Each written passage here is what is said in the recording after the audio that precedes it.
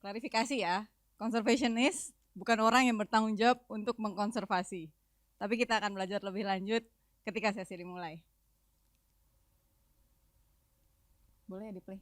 Oke, sebelum kita mulai, ini gimana playnya? Saya mau ngajak teman-teman untuk tutup mata sebentar. Dengarkan. Dan bayangkan kita sedang berjalan-jalan di hutan. Dengarkan suara burung yang berkicau, mungkin ada hornbill yang mengepak di atas kanopi, mungkin ada suara sungai yang mengalir di kejauhan. Sadari bahwa di hutan ini juga ada harimau Sumatera yang berkeliaran. Selamat datang ke kawasan ekosistem Loiser. Kawasan ekosistem Loiser adalah tempat terakhir di dunia di mana gajah, badak, orangutan, dan harimau masih tinggal bersama-sama di alam. Keempat spesies ini adalah satwa langka yang sangat penting untuk dilindungi. Tetapi dalam kehidupan kita sehari-hari, mungkin keberadaan 4 spesies ini tidak ada maknanya. Mungkin untuk kita semua tidak ada bedanya apakah gajah itu hidup atau mati, apakah harimau itu masih terus ada atau punah, apakah badak itu diburu atau tetap berkeliaran di alam. Mungkin untuk kita itu semua tidak ada bedanya. Tetapi untuk satwa, keberadaan kita juga tidak ada bedanya. Spesies yang sekarang ada di bumi berevolusi tanpa campur tangan manusia. Kebanyakan spesies yang berada di bumi berevolusi dan beradaptasi untuk menyesuaikan diri dengan lingkungannya. Spesies-spesies ini tidak memikirkan well-being-nya manusia dalam proses evolusi mereka. Tetapi implikasi dari proses evolusi yang dialami oleh para spesies, terjadilah yang namanya keanekaragaman hayati. Dari proses keanekaragaman hayati ini, kita menikmati yang kita sebut sebagai jasa lingkungan. Nah, di dunia hewan, di dunia flora, fauna, funga, virus, dan bakteri, keberadaan manusia itu hal yang tidak penting. Tetapi di dunia mereka juga ada yang disebut ceruk spesialisasi atau dikenal dengan niche. Kalau dibandingkan di dunia manusia, niche itu kurang lebih adalah pekerjaan. Kadang-kadang kita tidak menganggap pekerjaan seseorang itu penting. Tetapi kalau pekerjaan itu hilang, sama seperti ketika spesies itu hilang dari alam, maka ada konsekuensi. Bayangkan di dunia manusia, ketika pekerjaan seperti tukang sampah hilang, tidak ada orang yang mengangkut sampah kita. Apa yang terjadi pada kota-kota yang ada di bumi? Maka akan kotor, berantakan, bau, chaos. Sama halnya dengan keberadaan di alam. Ketika satu spesies sekecil ini hilang, mungkin ada yang mengisi peran spesies tersebut, mungkin tidak. Mungkin peran itu pun ikut hilang. Ekosistem berjalan dengan baik, jasa lingkungan berjalan dengan baik ketika ada keseimbangan. Tugas seorang konservasionis adalah berupaya untuk menjaga keseimbangan tersebut. Nah, bagaimana kita melakukan itu? Yang pertama, kita harus tahu sebenarnya yang dilawan oleh konservasionis itu apa sih? Mulai dari pembangunan skala besar, eksploitasi skala besar, dan juga perencanaan pembangunan yang tidak dipertimbangkan dengan matang. Kadang-kadang proses perlawanan itu bisa berjalan dengan mudah. Ada cerita, di tahun 2016 yang lalu ada rencana untuk membangun pembangkit listrik panas bumi di kawasan ekosistem Loiser. Yang pertama, tentu kita amat sangat mendukung pembangunan pembangkit listrik panas bumi, renewable energy. Itu adalah hal yang amat sangat baik. Siapa yang nggak mau? Kita semua mau. Tapi sayangnya, pembangkit listrik ini akan dibangun di tengah-tengah kawasan ekosistem Loiser. Akan dibangun di tengah-tengah habitat badak Sumatera. Akan dibangun di tengah-tengah zona inti Taman Nasional Gunung Loiser. Dulu tuh kita berpikir, wah Taman Nasional pasti perlindungannya absolut. Ternyata tidak, kawan. Sayang sekali. Di balik kebijakan, di balik zonasi lahan, ada kepentingan-kepentingan. Lalu bagaimana kita mencegah pembangunan yang mungkin merusak habitat? Padahal sebenarnya itu pembangunan yang baik. Yang dilakukan oleh para konservasionis dimulai dari memetakan. Kita memetakan aktor, kita memetakan masalahnya apa sih? Kita memetakan siapa sih yang mendukung ini, siapa yang mendanai, siapa alainya, siapa sekutunya, siapa musuhnya. Begitu kita punya gambaran yang lebih luas, dari situ kita bisa membayangkan, oke, apa sih cara tercepat kita bisa men-tackle masalah ini. Kebetulan waktu itu, ketika proyek ini akan berjalan, gubernur yang sedang berkuasa di saat itu sangat mendukung keberadaan proyek ini. Tetapi di saat yang bersamaan, pilkada juga semakin dekat.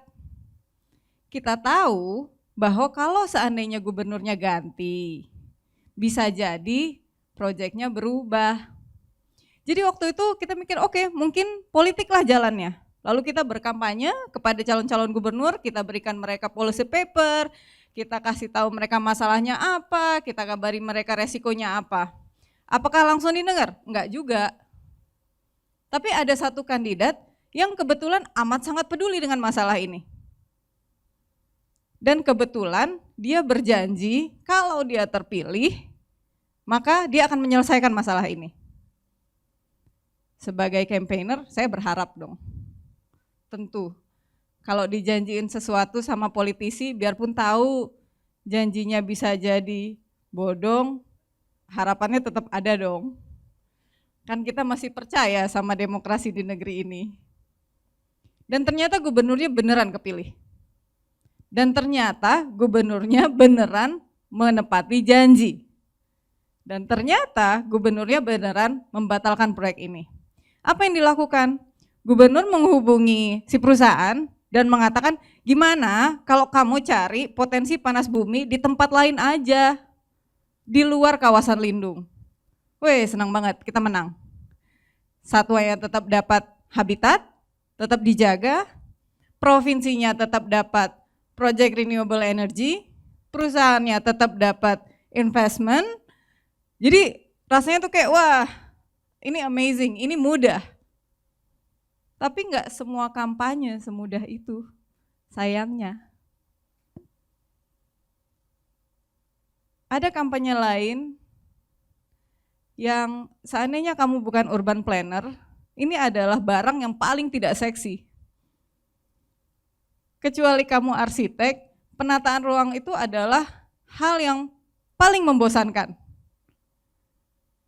Enggak ya? Mungkin dirimu urban planner. Tapi buat banyak orang tidak sadari bahwa penataan ruang itu mungkin adalah hal yang paling penting dalam pengelolaan kawasan konservasi. Kenapa? Karena di penataan ruang lah diputuskan kegiatan apa boleh terjadi di mana. Pada akhirnya kegiatan apa yang menjadi ilegal kalau terjadi di mana. Proses kampanye untuk memperbaiki tata ruang Aceh sudah berjalan dari tahun 2013. Masih kita jalani sampai hari ini. Sungguh sebuah perjuangan yang panjang. Dan sungguh sulit untuk keeping everyone engaged dalam proses ini. Tapi apa implikasi tata ruang yang buruk? Mungkin kalian pernah lihat video ini. Loh, kok hilang? Coba di play. Mungkin kalian pernah lihat video ini. Boni. Astagfirullahaladzim.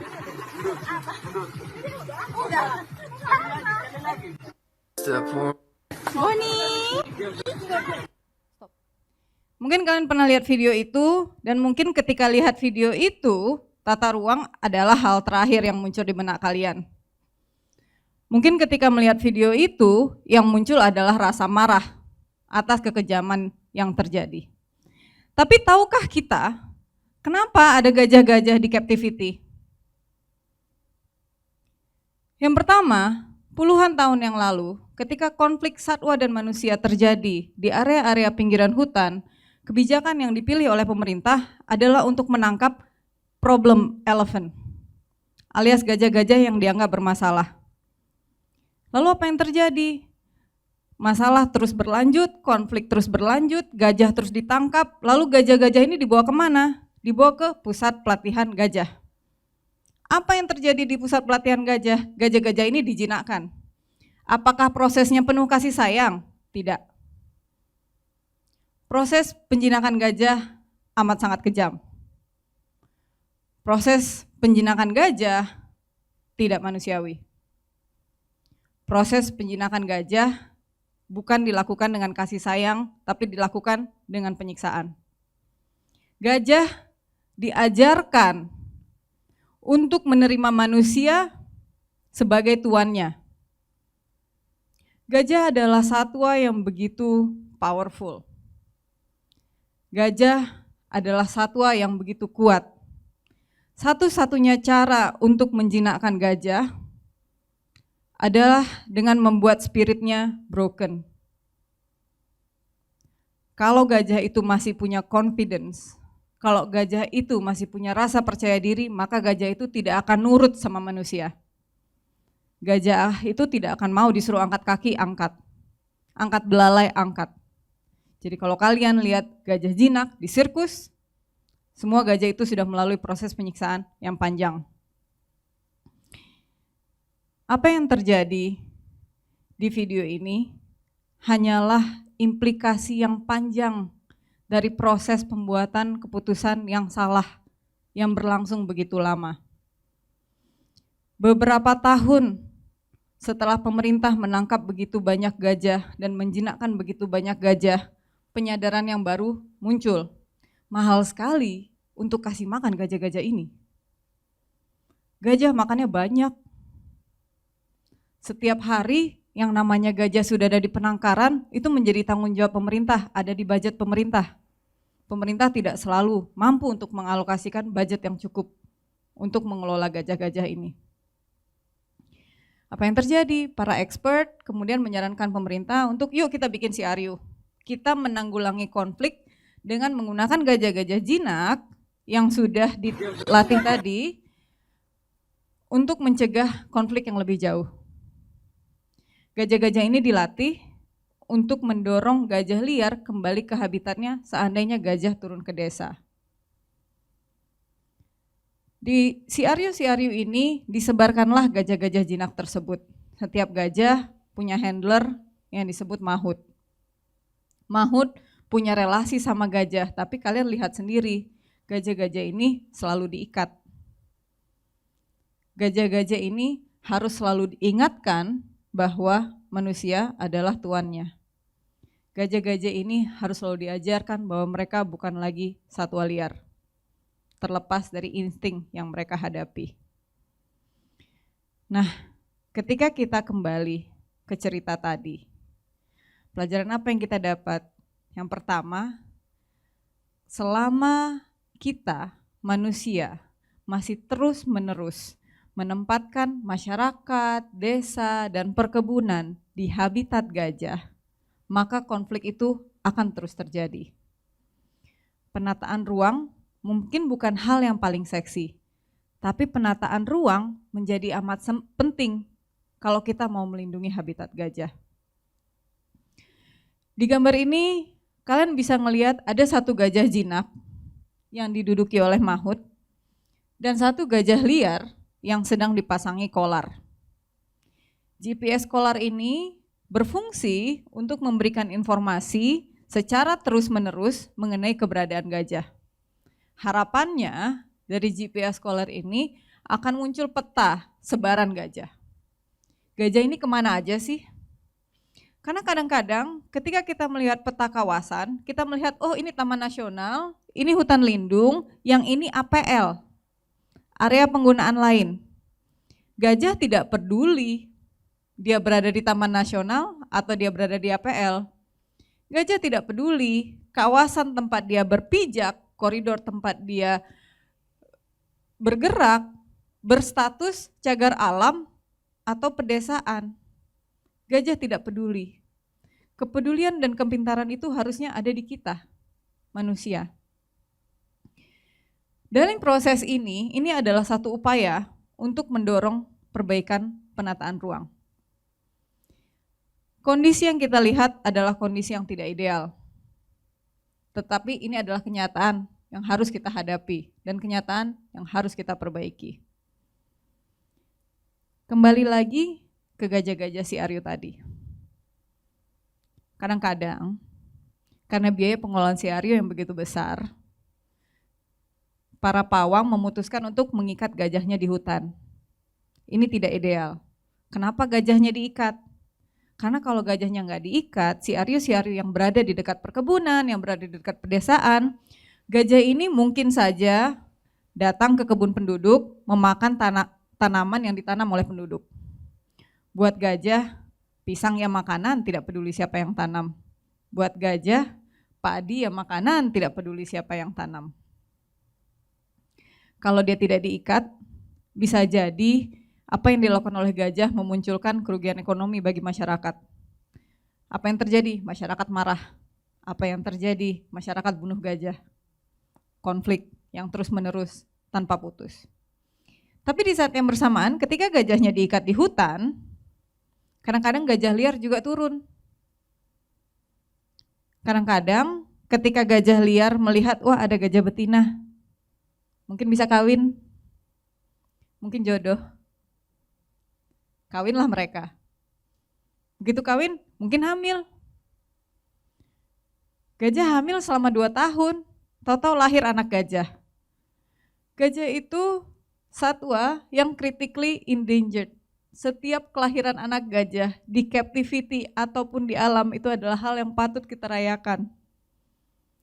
Tetapi kalau anak gajahnya lahir in captivity, ibunya mungkin sudah menjadi gajah jinak. Ibunya mungkin mengalami penyiksaan untuk bisa menerima instruksi dari manusia, tapi anak gajah itu tidak. Anak gajah itu sangat playful. Anak gajah itu agak-agak kayak anak anjing, suka main. Tapi beratnya 500 kilo. Jadi bayangin ketika ada anak gajah lari mengejar kita, oh lucu, guduk, ketendang, keseruduk, ketiban. Mungkin lucu terus patah tulang. Gak ada yang mau ya. Ketika itu terjadi, apa yang dilakukan Mahut terhadap anak gajah tadi mungkin menjadi hal yang paling compassionate yang bisa dilakukan. Karena anak gajah tadi tidak pernah disiksa, tidak pernah dilatih untuk mendengarkan manusia, anak gajah tidak akan disuruh angkat kaki, angkat. Anak gajah tidak akan dipanggil datang. Anak gajah tidak peduli. Mungkin yang kita lihat sebagai suatu kekejaman adalah hal yang lebih compassionate yang bisa dilakukan. Bonnie, si anak gajah yang kita lihat di tangkahan tadi, adalah salah satu anak gajah yang beruntung. Ini adalah Agam. Agam tidak seberuntung Bonnie. Agam adalah gajah liar yang disandera masyarakat. Ketika kawanannya datang dan menghabisi kebun warga, masyarakat menyiapkan jebakan. Lalu Agam jatuh ke dalam jebakan dan oleh masyarakat Agam dirantai, digunakan sebagai sandera. Masyarakat meminta pemerintah untuk mengganti rugi semua kebun yang dirusak gajah. Ini adalah narasi yang penting untuk dipertimbangkan karena kebun itu juga berada di habitat gajah. Sekarang siapa merusak apa? Dari narasi yang kita lihat tentang Boni tadi, ada satu hal yang tidak kita tanya. Bagaimana nasib mahutnya? Apa yang terjadi terhadap mahut yang terlihat memukul anak gajah? Tahukah kalian bahwa mahut itu akhirnya kehilangan pekerjaan? Tahukah kalian kemarahan netizen yang mengatakan bahwa mahut harus bersyukur karena dia dapat penghasilan karena ada gajah? Sadarkah bahwa mahut juga punya pilihan? Sebelum menjadi mahut, mungkin dia adalah perambah. Sebelum menjadi mahut, mungkin dia adalah illegal logger. Sebelum menjadi mahut, mungkin dia adalah pemburu satwa. Ketika kita menghukum seseorang sedemikian rupa, apakah hukuman yang kita berikan membawa kepada lebih banyak kebaikan kepada konservasi atau tidak? Di titik ini, saya ingin mengajak kita semua untuk mengaktifkan setiap sel kasih sayang dan welas asih yang ada di dalam diri, yang ada di dalam hati. Untuk mengingat bahwa compassion tidak hanya ke satwa, tapi juga ke sesama, itu menjadi hal yang sangat penting. Kerja-kerja konservasi terus berlanjut ketika kamera sudah dimatikan. Kerja-kerja konservasi terus berlanjut ketika video yang viral itu sudah dilupakan. Orang-orang yang ada di lapangan terus-menerus menghadapi apa yang mereka hadapi setiap hari, tanpa henti, tanpa lelah. Dan kadang-kadang banyak dari kita yang merasa bahwa kalau ada orang yang berusaha melakukan sesuatu dengan tidak sempurna, maka kita kritisi dia habis-habisan. Karena yang dia lakukan tidak sempurna. Padahal kenyataannya kita semua harus memulai. Di satu titik hari ini, mungkin lebih baik esok hari. Saya merasa privilege untuk berdiri di sini. Ditemani oleh para mahasiswa yang disebut top students. Begitu kalian lulus dari gerbang universitas, kalian akan keluar dan menghadapi dunia di luar sana. Mungkin kalian akan bergabung dengan sebuah perusahaan, mungkin kalian akan memulai perusahaan kalian sendiri, mungkin kalian akan memilih jalan-jalan lain dalam hidup. Tapi kalau ada satu hal yang saya ingin kalian ingat dari talk hari ini adalah terlepas dari apapun agama kita, apapun aspirasi dan visi yang kita miliki, apapun warna kulit dan status sosial kita, ada satu hal yang kita miliki bersama yang tidak bisa kita tukar dan menjadi tanggung jawab kita semua. Planet ini. Terima kasih.